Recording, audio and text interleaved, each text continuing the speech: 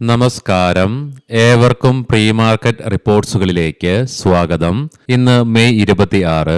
ഇന്ന് നിഫ്റ്റിയുടെ ഈ മാസത്തിലെ മന്ത്ലി എക്സ്പയറി ആയതിനാൽ തന്നെ മാർക്കറ്റിൽ ഹ്യൂജ് വോൾട്ടാലിറ്റി എക്സ്പെക്ട് ചെയ്യേണ്ടതായിട്ട് വരും.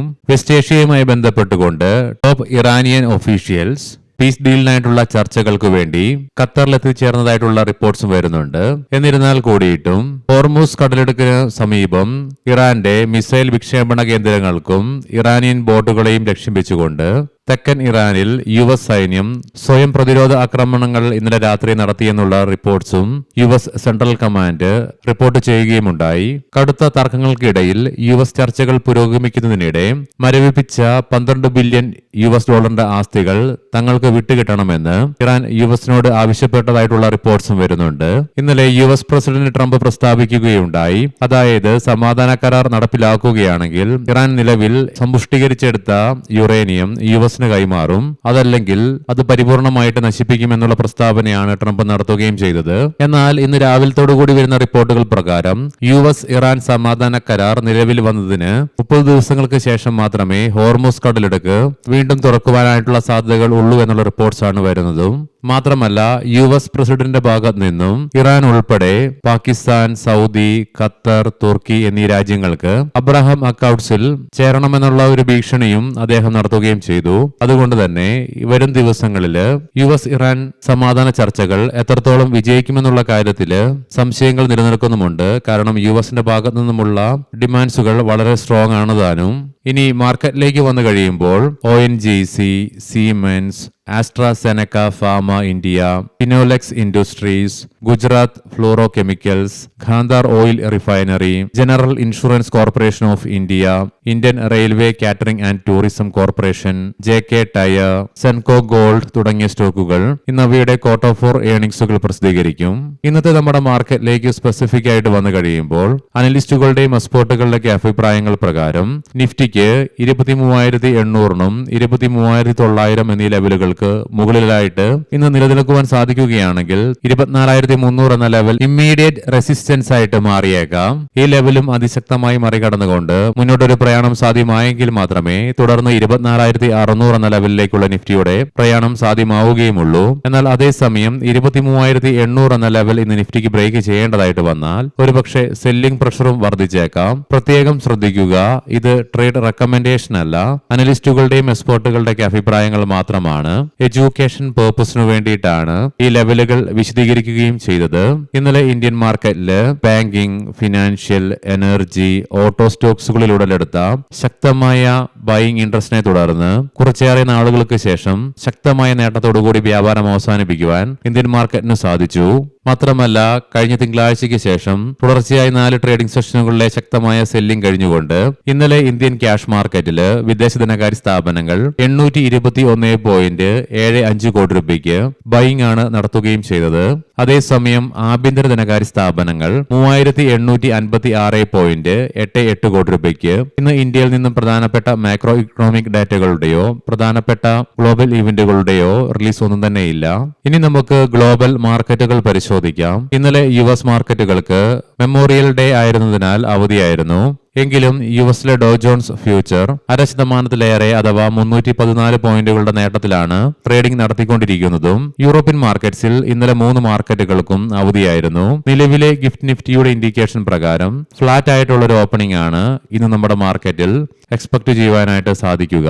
ഏഷ്യൻ മാർക്കറ്റ്സിൽ ജപ്പാൻ മാർക്കറ്റ് 0.5% നഷ്ടത്തോടു കൂടിയിട്ടാണ് ഇന്ന് വ്യാപാരം ആരംഭിച്ചിട്ടുള്ളത്. എന്നാൽ അതേസമയം കൊറിയൻ മാർക്കറ്റ് 3.5% നേട്ടത്തോടു കൂടിയിട്ടാണ് ഇന്ന് വ്യാപാരം ആരംഭിച്ചിരിക്കുന്നതും. കൊമോഡിറ്റിയില് ബ്രെന്റ് ക്രൂഡിന്റെയും ക്രൂഡ് ഓയിലിന്റെയും വിലയില് 0.5% നേരിയ ഉയർച്ചയാണ് അനുഭവപ്പെടുന്നത്. ബ്രെന്റ് ക്രൂഡിന്റെ വില 97.54 എന്ന ലെവലിലേക്കും ക്രൂഡ് ഓയിലിന്റെ വില 91.22 per ബാരൽ എന്ന നിലയിലേക്കും എത്തിച്ചേർന്നു. അതേസമയം ഗോൾഡിന്റെ വിലയിൽ 0.5% ഇടിവാണ് അനുഭവപ്പെടുന്നത്. 4,548.51 per ഔൺസ് എന്ന നിലയിലായിട്ടാണ് ഗോൾഡിൽ വ്യാപാരം നടന്നുകൊണ്ടിരിക്കുന്നതും. ഇനി നമുക്ക് സ്പെസിഫിക് മുൻപായിട്ട് നിഫ്റ്റിയുടെ ടെക്നിക്കൽസുകൾ പരിശോധിക്കാം. ഇന്നലെ ഉണ്ടായ ശക്തമായ നേട്ടത്തെ തുടർന്ന് നിഫ്റ്റിയുടെ PCR 1.3 എന്ന ലെവലിലേക്ക് അൾട്രാ ബുള്ളിഷ് ആയിട്ട് തന്നെ മാറിയിട്ടുണ്ട്. മാക്സ് പെയിൻ 24,000 എന്ന ലെവലിലേക്കും എത്തിച്ചേർന്നു.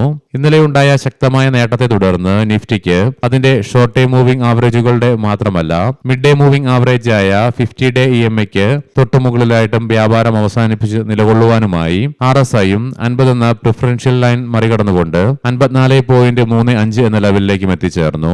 മന്ത്ലി ഓപ്ഷൻസ് ഡാറ്റ പ്രകാരം 24,500 എന്ന സ്ട്രൈക്കിലാണ് കോൾ സൈഡിൽ ഏറ്റവും കൂടുതൽ ഓപ്പൺ ഇൻട്രസ്റ്റ് കാണുവാൻ സാധിക്കുന്നതെങ്കിലും 24,400 എന്ന സ്ട്രൈക്കിലാണ് ഏറ്റവും കൂടുതൽ കോൾ റൈറ്റിംഗ് നിലവിൽ കാണുന്നതും. എന്നാൽ പുട്ട് സൈഡിലേക്ക് 24,000 എന്ന സ്ട്രൈക്കിലാണ് ഏറ്റവും കൂടുതൽ ഓപ്പൺ ഇൻട്രസ്റ്റ് കാണുവാൻ സാധിക്കുന്നതെങ്കിലും അതേ സ്ട്രൈക്കിൽ തന്നെയാണ് ഏറ്റവും കൂടുതൽ പുട്ട് റൈറ്റിംഗും നിലവിൽ കാണുക.